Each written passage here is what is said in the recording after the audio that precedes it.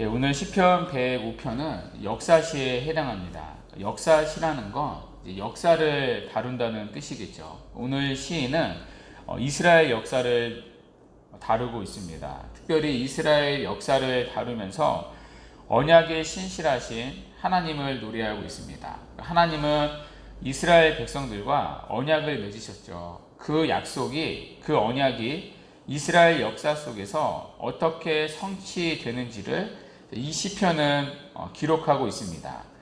그래서 이런 이해를 가지면 이 긴 시편을 한눈에 이해할 수 있습니다. 오늘 이 시편이 45절로 되어 있을 만큼 굉장히 긴데요. 핵심은 간단합니다. 언약을 맺으시고 언약을 지키시는 하나님을 노래하고 있습니다. 자, 그래서 우리가 읽었던 11절을 한번 다시 보십시오. 자, 11절에 보시면 하나님이 아브라함과 맺으신 언약의 내용이 나옵니다. 11절에 이르시기를 내가 가나안 땅을 내게 주어 너희에게 할당된 소유가 되게 하리라 하셨도다. 아브라함에게 어떤 약속을 주시죠? 가나안 땅에 대한 약속을 주십니다. 가나안 땅을 내 자손의 후손들에게 주신다고 하십니다. 이 약속이 이스라엘 역사 속에서 어떻게 성취되는가가 이제 나머지 절들을 통해 기록되어 있습니다. 자, 그래서 44절로 한번 가보세요. 자, 44절은 이 시의 결론 부분인데요. 44절이 이렇게 끝납니다. 여러 나라의 땅을 그들에게 주시며 민족들이 수고한 것을 소유로 가지게 하셨나이다. 자, 여기 땅은 가나안 땅을 말합니다. 아브라함에게 약속으로 주셨던 가나안 땅입니다. 자, 그 약속이 결국에는 성취되었다는 것입니다. 하나님이 아브라함과 맺으신 그 언약이 역사 속에서 신실하게 성취되었다는 것입니다.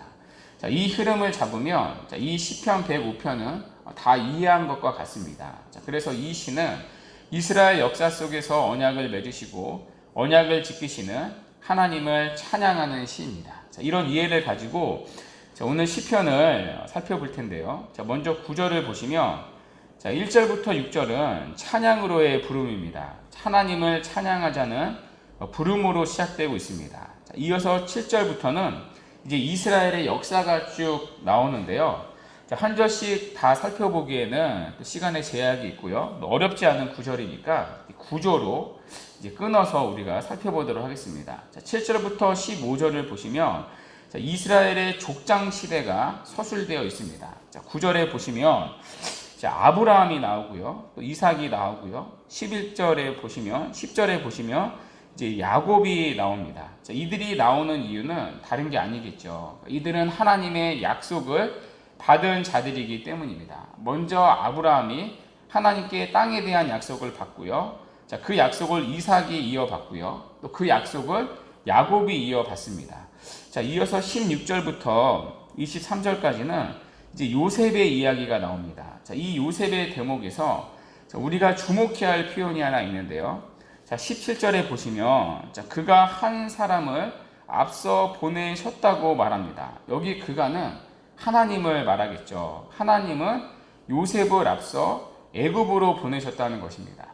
겉으로 보기에는 요셉은 형들에 의해 노예로 팔려서 애굽으로 갔습니다.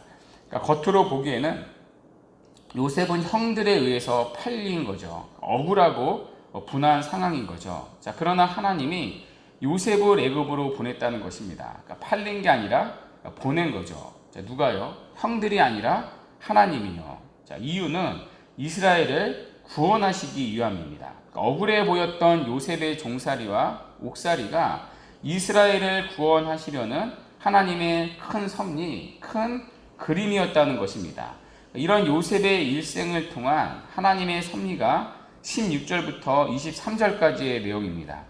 이어서 24절부터 38절까지는요, 요셉의 들을 이어서 이제 모세의 이야기가 나옵니다. 모세를 통한 출애굽의 역사가 나옵니다. 특별히 26절부터 38절까지는요, 10가지 재앙의 이야기가 나옵니다. 하나님은 10가지 재앙을 통해 이스라엘을 애굽으로부터 구원해 내십니다. 그 10가지 재앙의 이야기가 24절부터 38절까지의 내용입니다. 이어서 39절부터 41절까지는요, 이제 출애굽한 이스라엘 백성들을 인도하시는, 광야에서 인도하시고 가나안 땅으로 들이시는 하나님을 노래하고 있습니다. 자, 낮에는 구름 기둥과 밤에는 불 기둥으로 보호하시고 또 만나와 메추라기로 먹이시고 또 반석에서 물을 내주신 그 하나님의 인도하심과 보호하심을 기록하고 있습니다. 자, 그러면서 시인은 하나님이 이렇게 긴 역사 속에서 이스라엘을 간섭하시고 은혜 베푸신 이유를 이렇게 말합니다. 42절인데요. 이는 그의 거룩한 말씀과 그의 종 아브라함을 기억하셨습니다. 자, 여기 거룩한 말씀은요, 아브라함에게 하신 하나님의 말씀, 곧 언약을 가리킵니다. 하나님은 아브라함에게 약속을 주셨었죠. 11절에 하셨던 땅에 대한 약속, 가나안 땅을 주시겠다는 약속이었습니다. 자, 그 약속을 하나님이 오랜 이스라엘 역사 가운데 잊지 않으시고 기억하셨다는 것입니다. 자, 그래서 하나님은 그 약속을 지키고 마십니다. 자, 그 장면이 44절인데요. 여러 나라의 땅을 그들에게 주시며 민족들이 수고한 것을 소유로 가지게 하셨으니, 자, 여기 여러 나라의 땅들은 가나안의 땅들을 말합니다. 자, 약속대로 하나님은 가나안 땅을 그들에게, 이스라엘 백성들에게 주셨다는 것입니다. 자, 그런데 이 시는요, 이걸로 끝나지 않습니다. 하나님은 이렇게 언약에 신실하신 하나님이시다. 아브라함에게 주신 언약을 잊지 않으시고 약속을 지키시는 분이시다. 아브라함부터 이삭, 야곱, 요셉, 또 모세, 그리고 여호수아로 이어지는 이스라엘 역사 속에서도 하나님은 언약을 잊지 않으시고 성취하고 계셨다. 그들은 하나님의 약속을 잊었다 하더라도 하나님은 약속을 잊지 않으시고 그 약속을 성취하시는 분이시다. 단순히 이걸 보여주는 데 목적이 있지 않습니다. 자, 시인이 이렇게 긴 이스라엘 역사를 펼치는 이유는요, 이것을 우리에게 들려주는 데는 목적이 있습니다. 자, 그 목적이 무엇이죠? 자, 바로 맨 마지막 45절 말씀인데요. 자, 이는 그들이 그의 율례를 지키고 그의 율법을 따르게 하려 하심이로다. 그러니까 하나님의 말씀을 순종하도록 하는데 목적이 있습니다. 자, 하나님은 이렇게 당신의 약속을 오랜 세월 동안에도 지키시는 분이시니 그분의 약속은 믿고 신뢰할 만하다는 것입니다. 자, 그러니 그분의 말씀에 순종하며 살라는 것입니다. 자, 우리가 하나님의 말씀을 순종하지 못하는 이유가 무엇이죠? 제가 말씀드린 적이 있는데요. 결국에는 우리가 믿음이 없어서죠. 말씀대로 살면 망할 것 같아서, 잃을 것 같아서, 안 될 것 같아서 말씀대로 살지 못하는 것 아닙니까? 자, 그러나 말씀대로 사는 게 진짜 복된 길이라는 것입니다. 하나님은 우리에게 하신 약속의 말씀을 지키시는 신실하신 분이기 때문입니다. 자, 그러니 우리의 삶을 하나님의 말씀에 전적으로 맡기며 그 말씀대로 살아보라는 것입니다. 자, 또 하나 오늘 이 시편의 목적이 있는데요. 여러분, 오늘 이 시인이 서술한 이스라엘 역사를 보십시오. 이스라엘 역사에는 흥황하고 잘된 일만 있는 게 아닙니다. 16절을 한번 보시면 하나님은 그들이 사는 땅에 기근을 보내셔서 그들이 의지하는 양식을 끊으셨다고 말합니다. 자, 또 요셉을 보십시오. 우리가 살펴봤지만 요셉은 형들에 의해 애굽으로 팔려갔습니다. 자, 팔려간 요셉은 억울한 누명을 써서 감옥에 갇히게 되었습니다. 여러분, 얼마나 억울한 일입니까? 답답한 일이죠. 또 출애굽하기 전에는 애굽에서 430년 동안 노예 생활을 해야 했습니다. 여러분, 이것 또한 얼마나 끔찍한 일입니까? 자, 그런데 시편의 기자가 지금 시점에서 이런 과거를 회상하면서 이것을 노래하는 이유가 무엇입니까?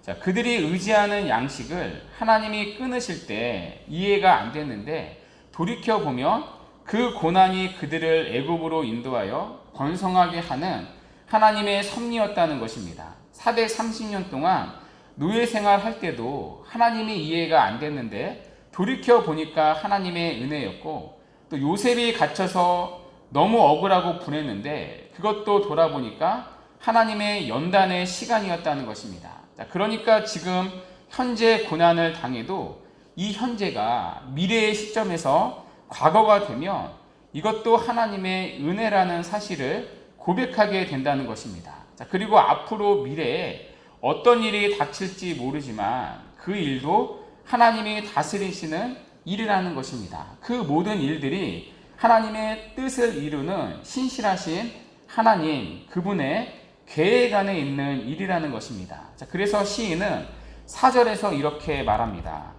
여호와와 그의 능력을 구할지어다. 그의 얼굴을 항상 구할지어다. 자, 여기 보면 주목해야 할 단어가 있는데요. 바로 항상이라는 단어입니다. 항상 주님의 얼굴과 그분의 능력을 구하라고 말합니다. 자, 어려운 시기를 만났을 때, 고통스러운 시기를 만났을 때 하나님이 왜 이런 일을 나에게 주셨을까? 하나님의 뜻이 무엇일까? 하나님의 안목을 가지고 하나님의 은혜와 능력을 구하라는 것입니다. 우리의 길을 하나님께 맡기라는 것입니다. 약속에 신실하신 하나님이 우리의 고난을 통하여서도 당신의 뜻을 이루시기 때문입니다. 자, 그러므로 이 시간 우리가 두 가지 기도 제목 가지고 기도했으면 좋겠는데요.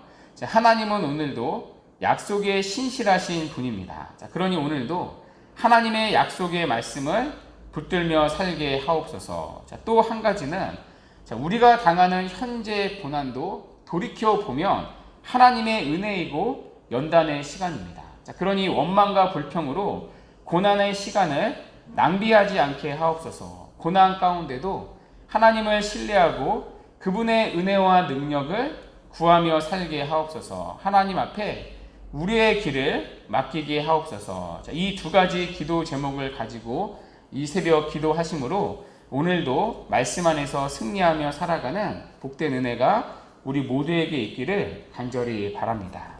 아멘. 이 시간